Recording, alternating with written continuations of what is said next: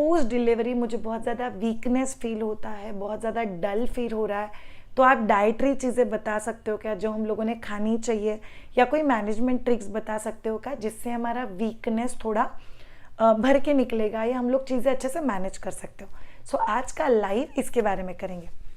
चलिए शुरू करते हैं। फर्स्ट ऑफ ऑल कुछ चीज़ें जान लो। पोस्ट डिलीवरी वीकनेस फील होना is very very common because आपका नींद कॉम्प्रोमाइज़ है, आपके ब्रेस्ट फीडिंग में आप खुद के बहुत सारे न्यूट्रिएंट्स का लॉस कर रहे हो, ब्लीडिंग मैनेज कर रहे हो, ऊपर से आप लोग आपका post delivery sleep routine manage करने की कोशिश कर रहे हो। एक नया बच्चा जो पूरी तरह से आपके ऊपर डिपेंडेंट है उसको उसका रूटीन समझने की कोशिश कर रहे हो और उस चीज़ों को मैनेज करने की कोशिश कर रहे हो। And last but not the least, missing your life partner, ये सब चीज़ें एड ऑन करती है कि आपको पोस्ट डिलीवरी जो वीकनेस फील होता है।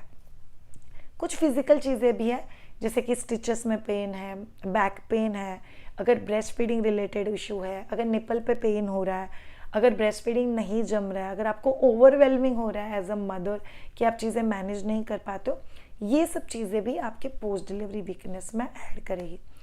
सो श्रेया, मुझे पोस्ट डिलीवरी वीकनेस हो रहा है, ये मुझे कैसे पता चलेगा?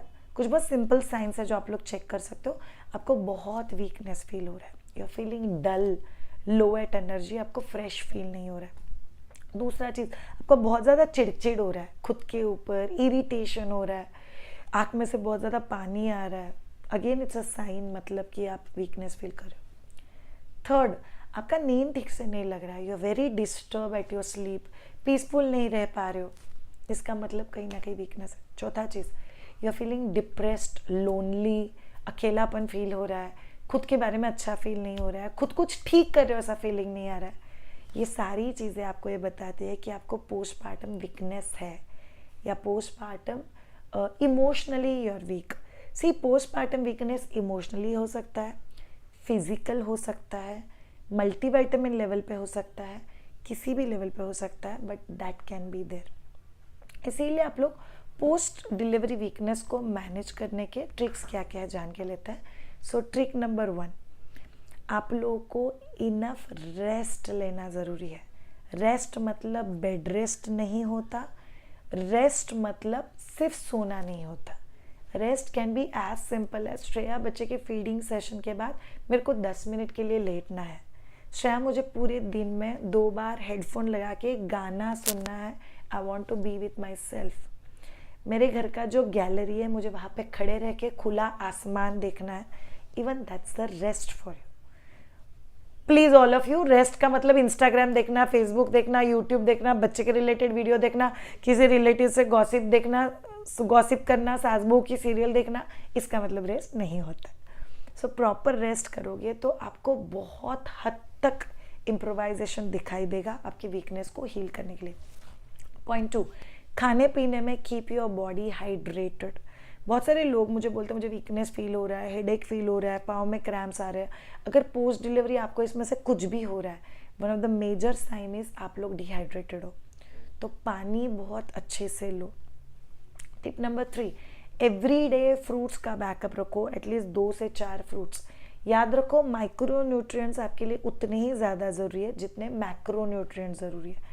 सो हम में से बहुत सारे लोग कल्चरली सीरियल खाने में बहुत ज़्यादा ध्यान देते हैं, लीफी वेजिटेबल खाने में बहुत ज़्यादा ध्यान देते हैं, बट हम लोग प्रोटीन का कंटेंट, प्रोटीन में आ गया आपके होल ग्रेन, स्प्राउट्स, दाल, ड्राई फ्रूट्स, अंडा, nonveg, milk and milk products मतलब पनीर, दही, चीज़, ये सब चीज़ें प्रोटीन वाली आपकी डाइट में होनी चाहिए, तो आपका वीकनेस हील होने में बहुत ज़्यादा हेल्प होगा। नंबर 4, आप लोगों को आपके सप्लीमेंटेशन चालू रखना है।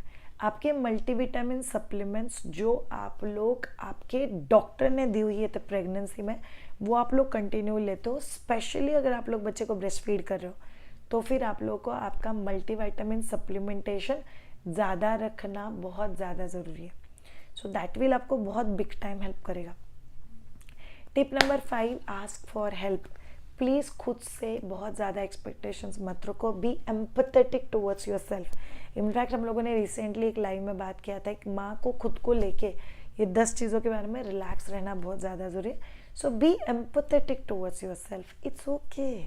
आप बहुत अच्छे से कर रहे हो, आप लोग बहुत अच्छे से कर लोगे। So don't worry too much about it.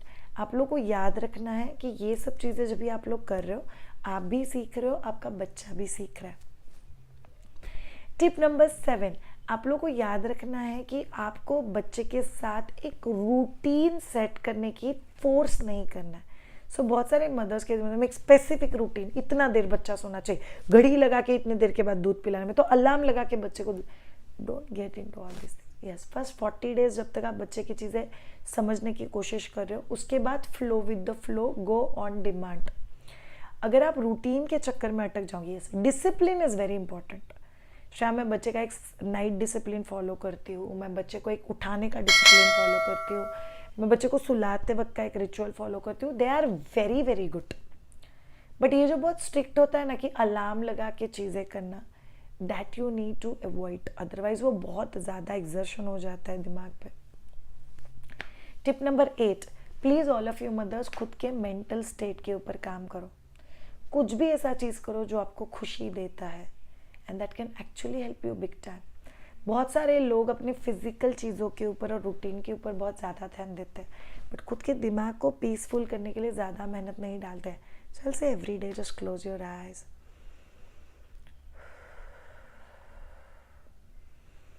Inhale जो भी अच्छी अच्छी चीज़ें आपके आसपास हो रही है, exhale out your doubts, your queries, negative thoughts, feeling guilty, exhale it out and again.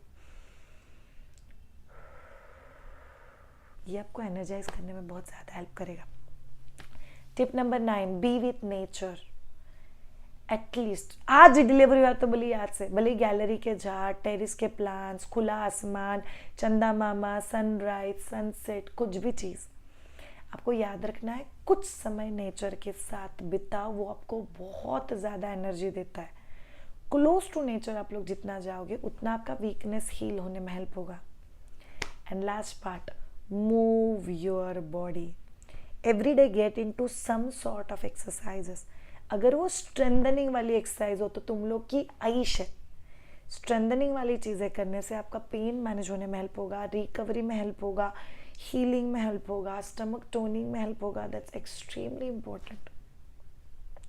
तो आप लोग को कोशिश करनी है कि आप लोग स्ट्रेंथ मैनेज करने के लिए जाओ। अगर आप में से किसी को हमारा हेल्प चाहिए तो हमारा रिकॉर्डेड वर्जन ऑफ कोर्स है post delivery fitness, must do 13 exercises. वो इंश्योर करेगी कि आपका core strengthening, diastasis recti heal होने में बहुत ज़्यादा हेल्प होगा।